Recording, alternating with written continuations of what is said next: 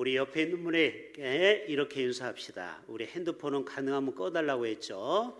자, 우리 부활의 소망을 가집시다. 인사합시다.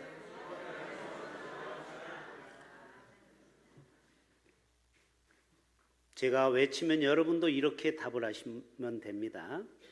무조건 내 자를 붙이면 돼요. 제가 예수 부활 하면 내 부활 이렇게 하시는 거예요. 하실 수 있겠죠? 자, 오른손 들고 예수 부활, 예수 소망, 예수 승리. 바로 여러분은 하나를 가르쳐주면 열을 깨닫네요. 여러분, 부활절이 예수라는 분만 해당되지 내가 부활한 것도 아닌데 이게 무슨 상관이 있는가? 그리고 이거는 2000년 전의 사건인데 지금 이 시대의 부활 어쩌라는 건가? 여러분, 예수의 부활은 나하고 상관이 없는 게 아니고 우리 모두도 이 땅에서 영원히 사는 게 아니고 병들고 암에 걸리고 교통사고로 죽을 수 있죠? 안 죽을 거예요? 언젠가는 죽잖아요. 그런데 부활한다라는 기적의 소식이 바로 예수 부활 사건입니다. 그 부활의 소망, 그 부활의 승리, 마귀 권세를 깨트리고 이기신 그 승리가 바로 저와 여러분의 소망과 승리가 되는 줄로 믿습니다. 저는 바라건대요, 이 부활의 아침에 죄의 무덤에서, 중독의 무덤에서 빠져나오기를 축복합니다. 미국의 한 청년이 마약으로 2번 감옥에 갔다가 성경을 읽고 변화돼서 신학교에 가서 목사가 된 사람이 있어요. 그분이 얼마 전에 부산에 왔어요. 그리고 제가 강의를 들었어요. 그분에게 책을 선물을 받았어요.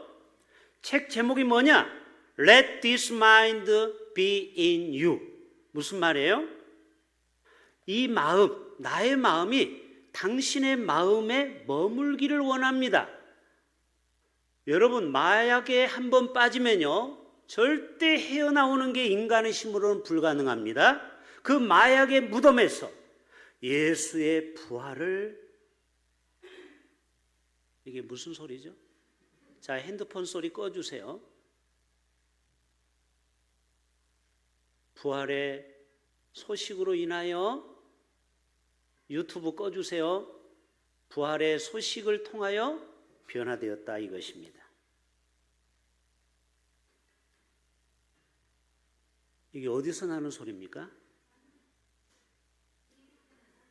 자, 참 이 예배 드리는데요, 방해하는 게 많아요. 여러분, 은혜 받으면요, 마귀가 꼭 우리를 시험 들게 해요. 자, 집중해서, 집중해서 들어봅시다.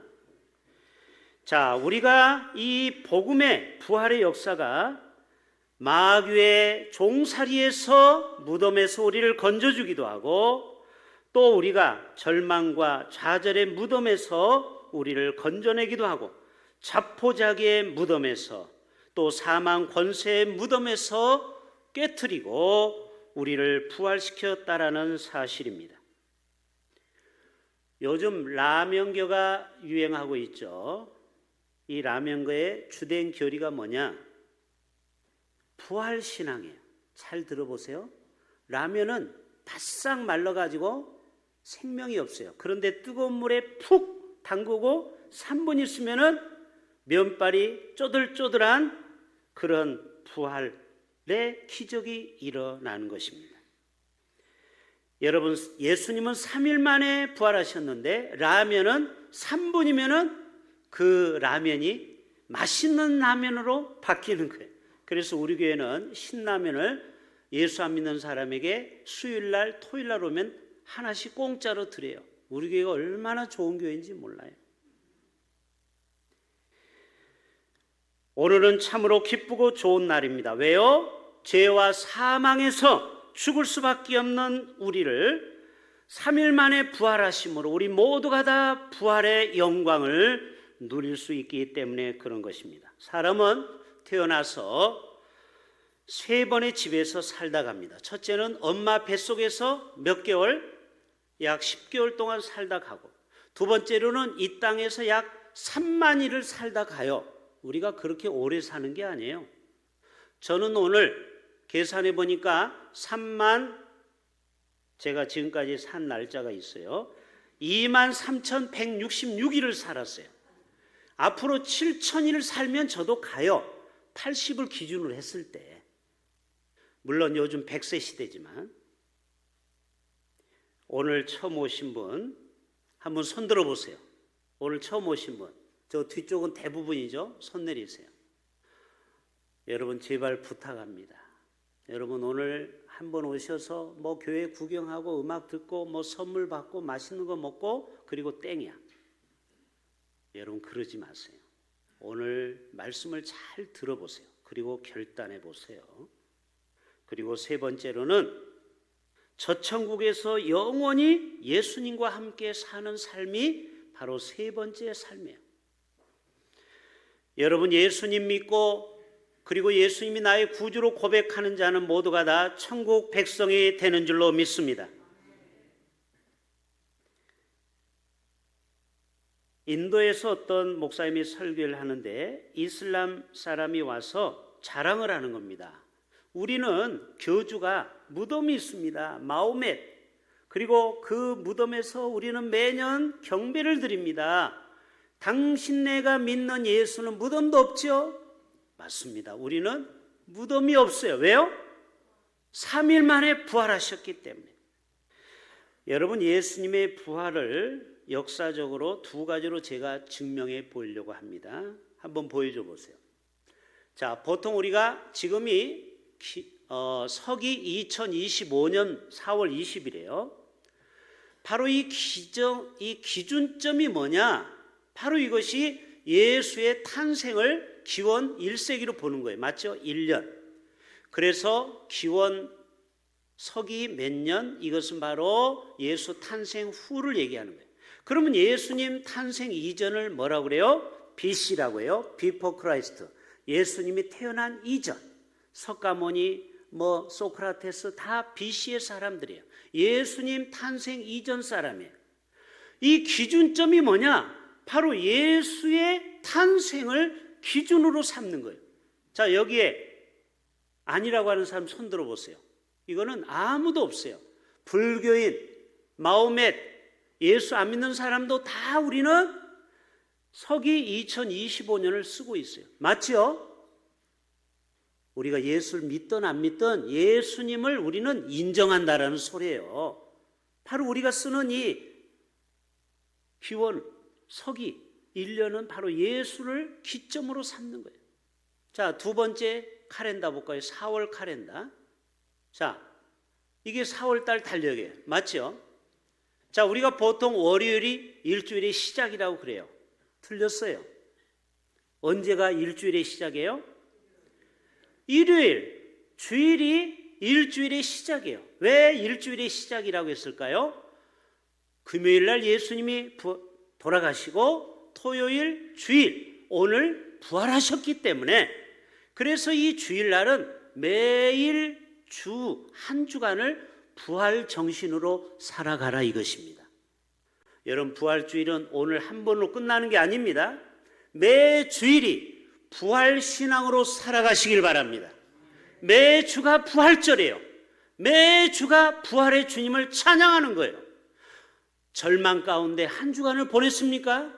괜찮아요. 다시 주일을 맞이해서 부활 정신으로 부활 신앙으로 한 주간을 새롭게 시작하는 것입니다.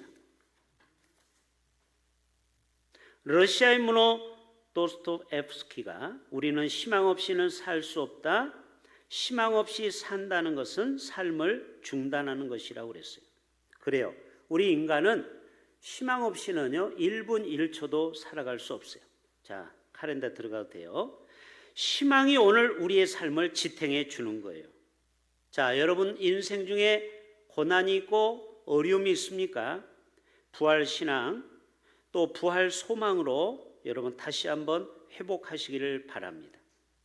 독일 나치하에 유대인들이 600만 명이 가스실에서 죽으면서 저들이 마지막 손톱으로 빡빡 벽에다 긁으면서 써놓은 한 구절이 있어요. 우리는 저 하늘의 태양을 볼 수는 없지만 감옥에 있으니까 해를 못 보죠. 그러나 분명 저 하늘에 태양이 있음을 믿는다. 이게 믿음이죠. 우리는 하나님께서 침묵하고 계시는 것처럼 보이지만 우리를 위해 지금도 일하고 계신다는 것을 믿는다. 여러분, 이것이 부활의 소망이요 희망인 것입니다. 빅터 프랭클이라는 사람은 죽음의 수용소에서 삶의 의미를 찾아서라는 2권의 책을 썼습니다. 바로 이것이 그 절망 가운데 부활의 소망이 얼마나 중요한지를 우리에게 알려주는 것입니다. 덴마크의 철학자인 키에르케고르는 절망은 죽음에 이르는 병이라고 했어요. 그런데 이 말이 사실 이렇게 표현해야 맞아요. 제가 한번 이 말을 현대어로 바꿔봤어요. 따라서 합시다. 절망은 우울증을 가져오고 우울증은 죽음을 낳는다. 현대인들이 우울증이 많아요. 왜 그래요? 절망하기 때문에 우울한 거예요. 우울하면 어떻게 돼요? 다음 단계가 소망이 없기 때문에 죽음의 과정으로 가는 거예요. 이거는 프로세스예요. 절망, 우울, 자살. 이게 도식입니다. 왜 부활절이 중요합니까? 우리가 똑같이 이 땅에서 절망하고 좌절하지만 우리는 다시 한번 하늘을 쳐다보고 부활의 주님을 소망해 보는 것입니다. 지금 대한민국이 정치적으로 경제적으로 어렵지요. 그렇기 때문에 부활신앙은 더 빛이 나는 것입니다. 예수의 부활, 오늘 13절에 말하고 있죠. 만일 죽은 자의 부활이 없으면, 또 19절에 만일 그리스도 안에서 우리가 바라보는 것이 다만 이 세상의 살 뿐이면, 자, 우리가 이 땅에서 살고 끝이라고 생각해 보세요. 여러분, 지금 예수 믿는 게 굉장히 헛된 노력입니다. 왜? 죽으면 끝나는데 내가 왜 예수를 믿습니까? 부활이 없으면 왜 우리가 예수를 믿을까요? 우리가 가장 불쌍한 자. 왜? 이 시간에 중국에 가서 그 중국 어디가 제일 유명하죠? 아무튼 거기 가서 지금 신나게 맛있는 거 짜장면 먹고 짬뽕 먹고 탕수육 먹는데 지금 뭐 하고 있습니까? 이 딱딱한 설교를 듣고 있잖아요, 여러분이. 이 딱딱한 의자에 앉아 있잖아요. 스파랜드에 가서 몸을 릴렉스하지 못하고, 우리가 어떻게 보면 율법적으로 하나님 앞에 시간 들이고 물질 들이는 것이 가장 불쌍한 자예요. 그래서 이 사도 바울은 고린도 교회를 향하여 우리가 부활이 없으면, 만약에 이프절, 만약 부활이 없다면 우리가 이 세상에서 가장 한심한 사람이에요. 그리고 저는 사기죄로 구속이 돼야 돼요. 왜? 제가 늘 부활이 있다고 여러분에게 뻥쳤잖아요. 근데 여러분이 죽었어. 근데 부활이 없어. 그러면 저는 사기죄로 구속이 돼야 돼요. 목회하는 저도 마찬가지죠. 눈물이 없이 갈 수 없는 이 길, 이 좁은 길을 제가 왜 이 길을 갑니까? 저도 33년 전에는 영어 학원의 강사로 250만 원씩 받고 잘 나갔던 사람이에요. 33년 전에 250만 원이에요. 적은 돈이 아닙니다. 제가 그때 신학을 안 하고 목사가 안 됐으면 지금 서울에서 아파트 한 채는 샀을 거야. 계산해 보니까 사고도 남어. 왜? 제가 그때 받은 한 달 월급이 33년 전에 250만 원씩 받았어요. 제가 어떨 때 보면은 참 내가 예수에 속아가지고 제가 지금 뭐 하고 있지? 내가 지금 이 뭐 하고 있는 거야? 에? 다른 사람이 다 가지고 있는 아파트 차도 없이 집도 절도 없는 제가 가장 불쌍한 인간이 저예요. 만약 부활이 없다면, 그러나 부활이 있기 때문에 저는 가장 주님 앞에 목사로서 존귀함을 하나님 앞에 돌리고, 그리고 후회함이 없는 목회를 하고 있는 것입니다. 저와 여러분도 예수 믿는 것이 부활의 소망이 가장 큰 소망이요 기쁨이 되는 줄로 믿습니다. 여러분, 부활이 없으면요, 지금 만나올에서 열심히 여러분 점심을 위해서 구슬땀을 흘리는 권사님들의 노력이 다 헛된 거예요. 부패를 부르면은 쉬워요. 우리 심으로 그 음식을 준비하느라고 얼마나 했습니까? 호산나 찬양대도 마찬가지죠. 예수 그리스도 안에서 우리가 부활을 갖는 것이 얼마나 우리에게 삶의 에너지요 기폭제가 되는지 몰라요.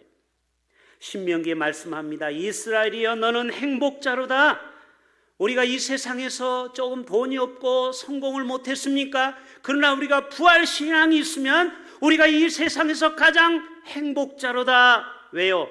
여호와의 구원을 너같이 얻은 백성이 누구냐?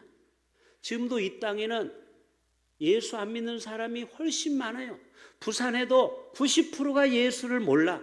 부활을 몰라. 저들 여러분 부러워하지 마세요.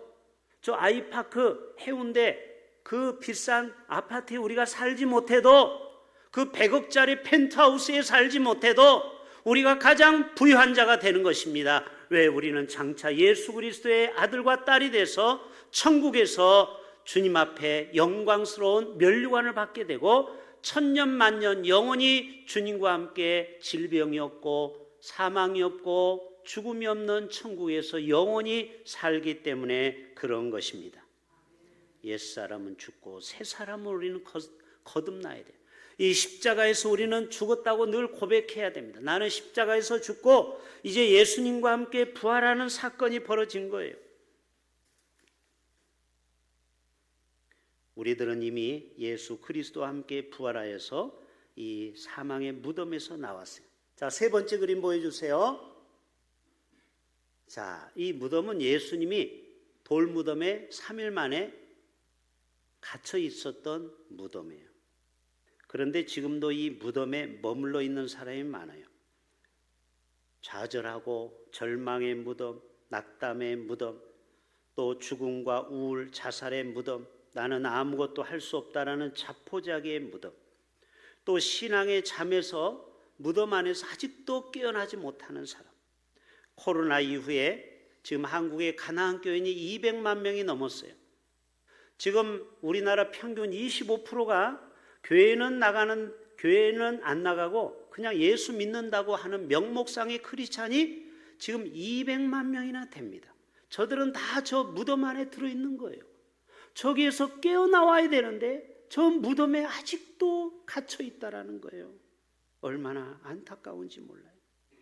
오늘 또 예수님이 오신 목적은 저 무덤에서 나오라는 거예요. 마지막 그림 보여주세요. 네 번째 그림. 바로 예수님은 약속대로 말씀대로 무덤에서 나오셨습니다. 뭐를 깨뜨리고? 사망 권세를 깨뜨리시고 부활하신 것입니다. 여러분, 대한민국이 지금부터 60년 전에는 얼마나 가난하고 힘들었는지 제가 사진을 보여드릴게요. 보여줘 보세요. 저 위에 사진이 서울 남산입니다. 이해되세요? 저 사진은 1961년 위에 사진을 얘기하는 거예요. 제가 태어난 해 서울의 모습입니다. 저런 서울이에요.